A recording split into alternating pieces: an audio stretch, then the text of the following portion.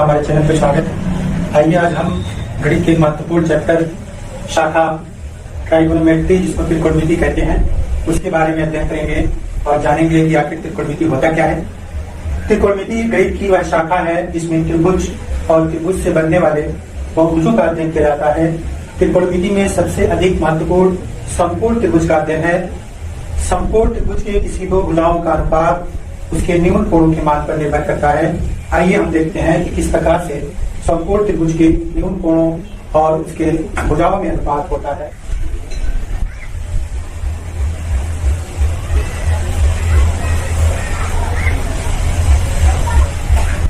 तो यहाँ पे आप बोर्ड पर देख रहे हैं कि समकोण त्रिभुज है जिसके दो न्यून कोण ए और सी हैं। तो अगर हम न्यून कोण ए को लेते हैं तो ए की जो संलग्न भुजा है ए, यह कोण ए के लिए आधार होगा और कोण ए की जो सम्मुख भुजा होगी यह कोण ए के लिए लंब होगा। और इसी प्रकार यदि हम कोण सी को लें तो कोण सी की जो संलग्न भुजा होगी वो आधार होगी और कोण सी की जो सम्मुख भुजा होगी वो लंब होगी।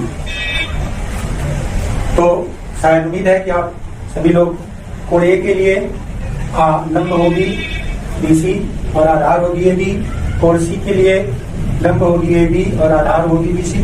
शायद आप सभी लोग इस बात को अच्छे ढंग से समझ गए होंगे। आइए अब हम देखते हैं कि इसके भुजाओं और कोणों में जो अनुपात होता है। सबसे पहला जो कोण और भुजाओं में अनुपात है वो है साइन। आखिर ये साइन होता क्या है, आइए इसे हम समझते हैं। किसी समकोण त्रिभुज में किसी न्यून कोण के लिए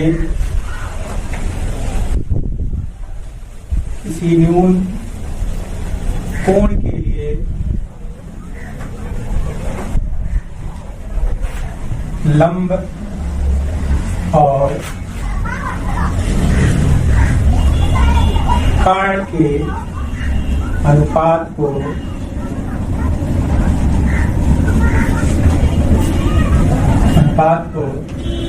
साइन कहते हैं। अर्थात साइन बराबर लंब बटे कर्ण। अगर मान लिया कि कोई न्यून कोण थीटा है तो साइन थीटा बराबर लंब बटे कर्ण। अब देखिए चित्र बनाकर हम इसे समझा दे रहे हैं कि एक समकोण त्रिभुज है। इस समकोण त्रिभुज के अगर हम इस कोण न्यून कोण को लें और इसको थीटा मान लें तो ये लंब होगा और ये कर्ण होगा और ये आधार होगा। दूसरा अनुपात है कोसाइन, इसको शॉर्ट में हम कॉस कहते हैं। इसका परिभाषा क्या है कि किसी समकोण त्रिभुज में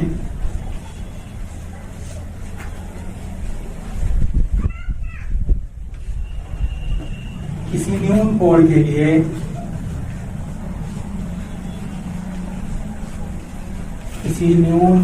के लिए आधार और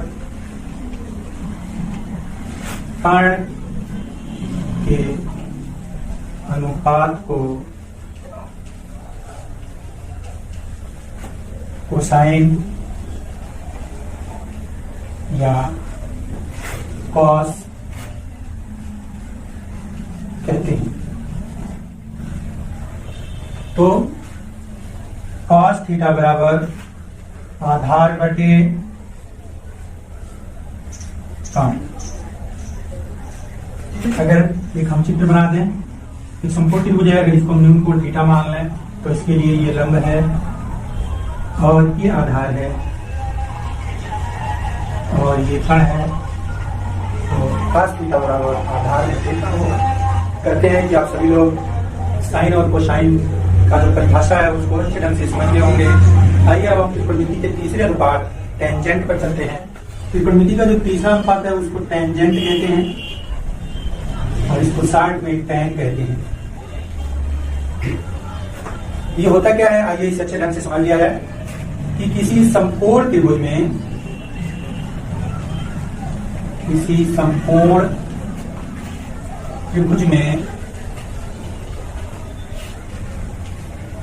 किसी न्यून कोण के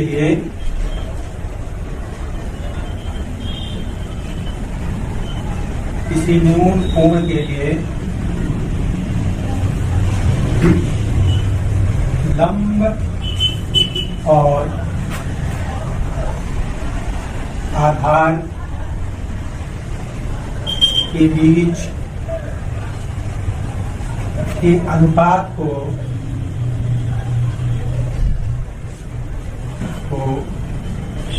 टेंजेंट कहते हैं। अगर हम वृत्तीय संकेत के रूप में इसे प्रदर्शित करें तो हमें मिलेगा tan थीटा बराबर लंब बटे आधार।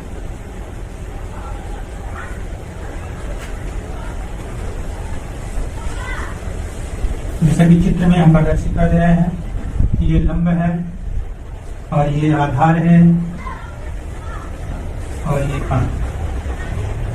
तो किसी समकोण त्रिभुज में लंब और आधार के बीच जो अनुपात होगा उसे हम टेंजेंट कहते हैं या टैन कहते हैं, और कोण अगर थीटा है तो बोलेंगे tan थीटा बराबर लंब बटे आधार। अब चलते हैं कोटेंजेंट पर। ये कोटेंजेंट, इसको संक्षिप्त रूप में कॉट कहते हैं। किसी समकोण त्रिभुज में किसी न्यून कोण के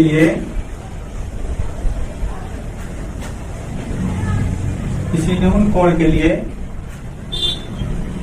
आधार और लंब के बीच के अनुपात को कोटेंजेंट कहते हैं। अगर एक समकोण त्रिभुज ले लें और इसके किसी एक कोण को थीटा कहें तो इसके लिए ये आधार होगा और ये लंब होगा और ये कण होगा, तो कॉट थीटा बराबर होगा आधार बटे लंब। इस प्रकार से हम कोटेंजेंट को परिभाषित कर दिए। कोटेंजेंट क्या चीज है कि किसी समकोण त्रिभुज में किसी न्यून कोण के लिए आधार और लंब के बीच जो अनुपात होता है उसी को कोटेंजेंट कहते हैं। जैसा कि चित्र में एक समकोण त्रिभुज बना है और इसका एक न्यून कोण थीटा है, इस थीटा के लिए इसके संलग्न भुजा आधार है और इसकी समूह भुजा लंब है और कण तो हमेशा फिक्स होता है, तो कॉट थीटा बराबर आधार बटे लंब होगा। आइए अब हम अगले त्रिकोणमितीय अनुपात की तरफ चलते हैं। अगला त्रिकोणमितीय अनुपात है दोस्तों सेकेंड, इसको हम संक्षिप्त रूप में सेक बोलते हैं। तो ये होता क्या है, आइए इस पर विचार किया जाए। किसी समकोण त्रिभुज में किसी न्यून कोण के लिए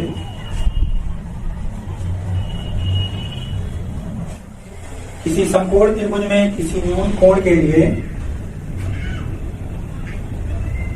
कण और आधार के बीच के अनुपात को सेकेंड कहते हैं। तो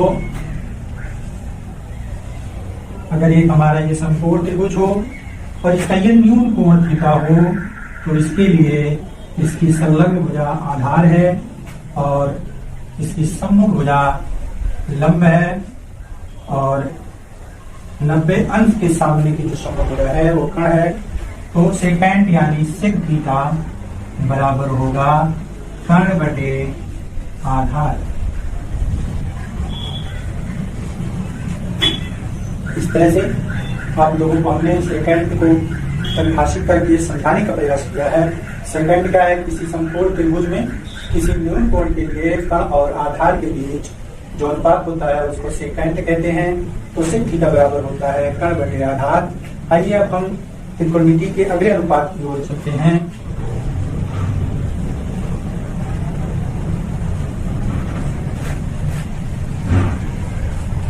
त्रिकोणमिति का जो अगला अनुपात है दोस्तों वह है कोसेक, जिसे संक्षिप्त रूप में कोसेक कहा जाता है। तो आइए इसका परिभाषा समझते हैं। क्या होता है ये, किसी समकोण त्रिभुज में किसी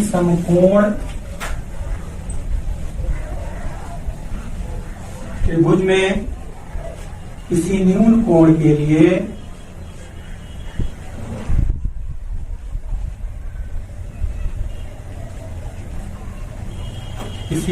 कण और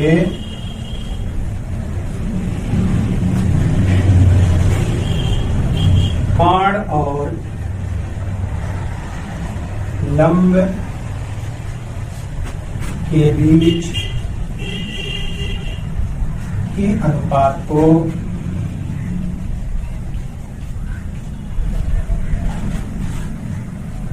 कोसेकेंट कहते हैं। तो यहाँ पर हमने आप सभी को ये समझाने का प्रयास किया है कि किसी समकोण त्रिभुज में किसी भी न्यून कोण के लिए कण और लंब के बीच के अनुपात को कोसेकेंट कहते हैं। जैसा कि एक समकोण त्रिभुज ये बना रहे हैं, इसमें ये कोण अगर न्यून कोण थीटा हो तो इसके लिए ये आधार होगा और ये समभुजा लंब होगी और समकोण के समभुजा होगी। तो कोसेक बराबर होगा, कोसेक थीटा बराबर होगा कण बटे लंब। तो कोसेक थीटा बराबर होगा कण बटे लंब।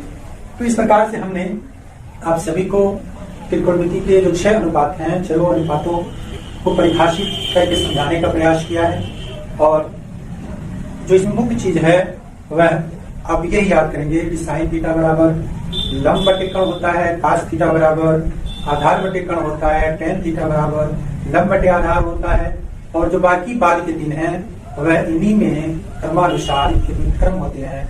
जैसे कॉट थीटा बराबर होता है आधार बटे लंब, सेक थीटा बराबर होता है कण बटे आधार और कोसेक थीटा बराबर होता है कण बटे लंब। तो इससे यह स्पष्ट हुआ कि जो कॉट थीटा है वो टेन थीटा का व्युत्क्रम है, जो सेक थीटा है वो कास थीटा का व्युत्क्रम है, जो कोसेक थीटा है वो साइन थीटा का व्युत्क्रम है। तो इस प्रकार से अगर हम 3 त्रिकोणमिति अनुपात साइन थीटा, कॉस थीटा और टेन थीटा को याद कर लें और अपने जीवन में अच्छे ढंग से बैठा लें तो बाकी 3 उनके व्युत्क्रम है वो ऑटोमेटिक आपको याद आ जाएंगे, समझ में आ जाएंगे। अब इस पर आधारित प्रश्नों को हम अगले वीडियो में हल करेंगे। उम्मीद है कि आप सभी आज की इस वीडियो को पसंद करेंगे और अगर अभी तक आपने हमारे चैनल को सब्सक्राइब नहीं किया है तो जरूर सब्सक्राइब करें और हमारे हौसले को बढ़ाएं। धन्यवाद। जय हिंद।